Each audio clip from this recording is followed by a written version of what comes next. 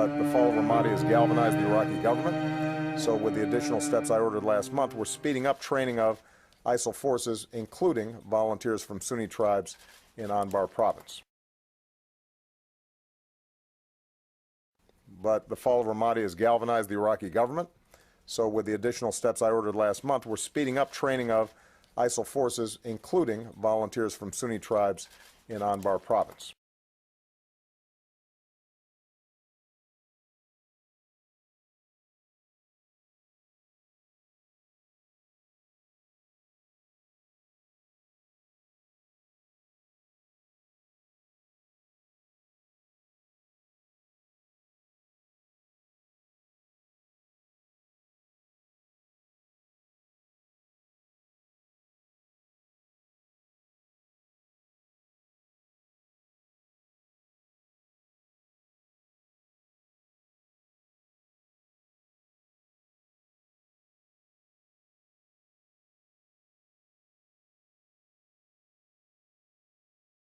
Well, let's now talk to political journalist and author Gerard O'Coleman, who joins us from Paris this evening. Thanks very much for joining us again on RT International. You're in the French capital. What's the mood and atmosphere in the city right now? We're being told that there's a state of war and a state of emergency.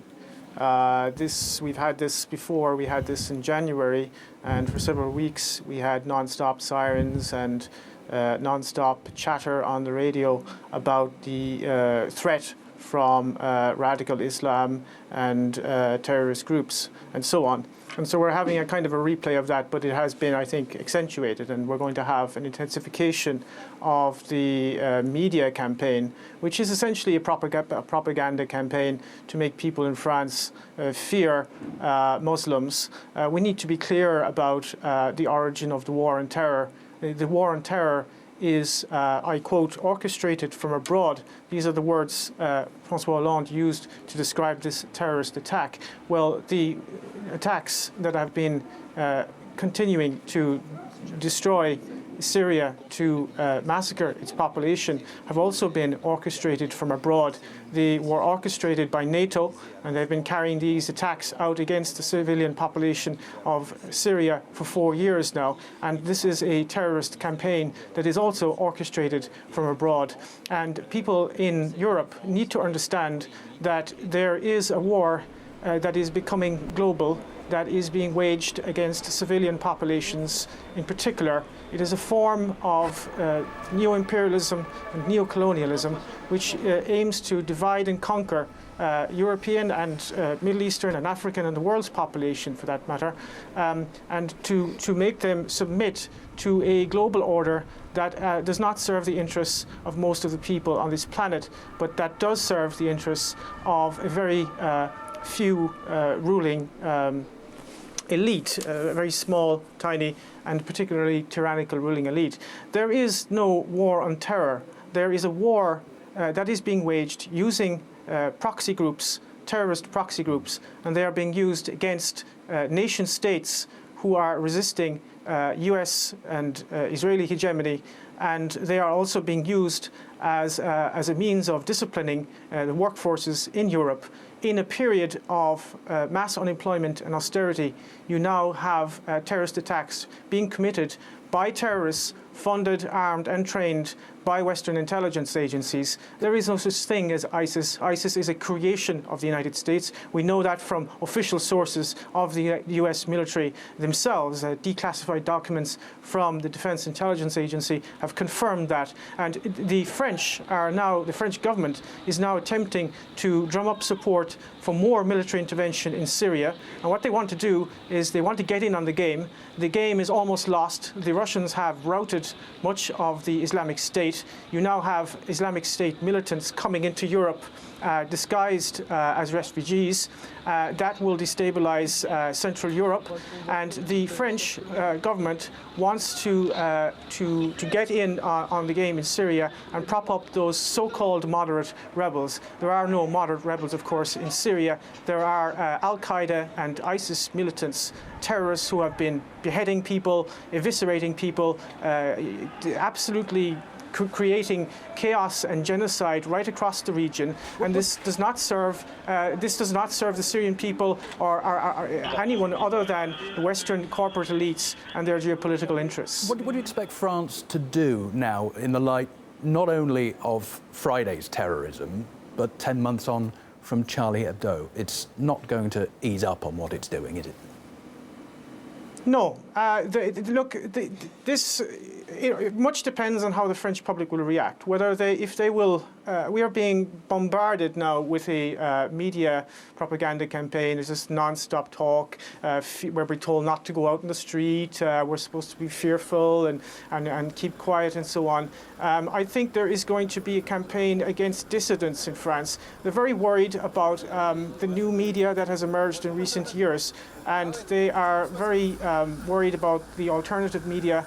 So I think there you will see, we saw this actually after the attacks in January, you will see a conflation of terrorism and dissidents. So one of the tools which the mass media uses to discredit any kind of rational questioning of the established order, and particularly the war on terrorism, is to deride those who would question the war on terrorism as conspiracy theorists. And I think you're going to see a crackdown on so-called conspiracy theorists and websites that actually publish rational and honest analysis of what is happening. So you're going to see more of that type of intellectual terrorism, which is already at boiling point in France. I mean, it's got to the point now where you have professors in universities who are being intimidated. You have school teachers who are basically being fired for even suggesting that there may be a link between French imperialism and terrorism. There was one case recently, for example, of a school teacher who almost lost his job when he suggested there might be a link between French foreign policy and terrorism. So we are going through a period of deep intellectual terrorism. And of course, these random terrorist acts, which are a form of low-intensity civil war. I think that the current crisis, the refugee crisis, which is really a form of coercive engineered migration, because they could have easily have been prevented, this form of coercive engineered migration is going to make this a lot worse, and it is going to create the conditions of civil war. It is a natural consequence, of course, of globalization, of financial capitalism. This is essentially what it leads to. I mean, it leads to a breakdown of society. And the only way in which they can kind of keep everybody down is by a policy of divide and conquer. So you're going to see a situation where you've got very much a Wahhabized working class in France. They're being Wahhabized by the allies of the French political elite, the Saudis and the Qataris. They're building Wahhabite mosques all over the place. And that is going to Wahhabize the youth, and they're going to be then used as pawns, if you like, in much bigger geopolitical wars, proxy wars against Russia, proxy wars against Iran in the Middle East, and so on. And that is going to create massive social unrest. It's going to divide working people against each other. And the only people who are going to actually benefit from this are the war contractors, the military-industrial media intelligence complex. So in whatever way you look at this, I don't know who exactly committed this attack and this atrocity, but the real people who are responsible, whether directly or indirectly or consciously or unconsciously, is the French government, because they have been complicit in terrorism in the Middle East and all over Africa. And that needs to be understood. And if we don't understand that, this is going to continue and it's going to deteriorate. We will find ourselves in a situation under military law, martial law, if this continues. So it really needs to be analysed and understood. Can I pick you up on the issue of migrants and refugees? Because one of the terrorists appears to have been a French citizen, another a recent migrant to the country. What do you think this will do to France's policies towards the migrant crisis? Well, I think there is sufficient evidence to suggest strongly, in fact, that the current crisis, I mean, the migration crisis is something that is ongoing, and there are different waves. You've got different waves coming up from Libya, you've got the ones coming up from Syria and up through the Balkans. But the current kind of refugee crisis, as it were, is what I would refer to as coercive engineered migration. This is a term used by Kelly Greenhill, a US academic who wrote an interesting book on this, whereby she shows that migration can be used as a tool by one state to destabilize another state. In this case, it's definitely being used by the United States and Turkey to destabilize the Balkans, Mitteleuropa, which would be Hungary, and of course Germany. And the geostrategic reasons of this are basically go back to classical geopolitics, which is Halford Mackinder's theory of dividing the world island. That is to say, you divide the Eurasian Peninsula from the Baltic Sea to the Black Sea. You create an intermarium there so that you prevent German and Russian unity. And that is why Germany essentially is being kind of overrun with people who are themselves victims of globalization, but they are now being instrumentalized and used as weapons of globalization. And this is one of the key contemporary strategies of US imperialism. You use the consequences of globalization as further tools to further globalization.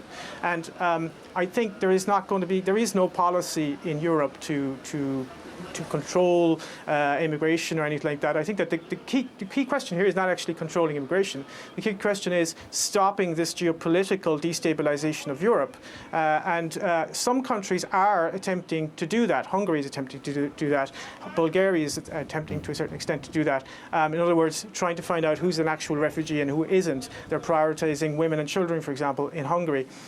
That's a rational approach. But of course, Viktor Orban of Hungary is being demonized by the European Union for his insistence on implementing the laws of the European Union and of the Hungarian nation state. Here, you're in a situation where the French government is totally subordinate to US dictates. This is a country that has been completely taken over by US imperialism, just as Germany. And France doesn't really have a foreign policy. It does whatever Washington tells it to do. Okay, it's always good to get your thoughts on this. Gerard O'Connor, thanks very much for joining us from Paris.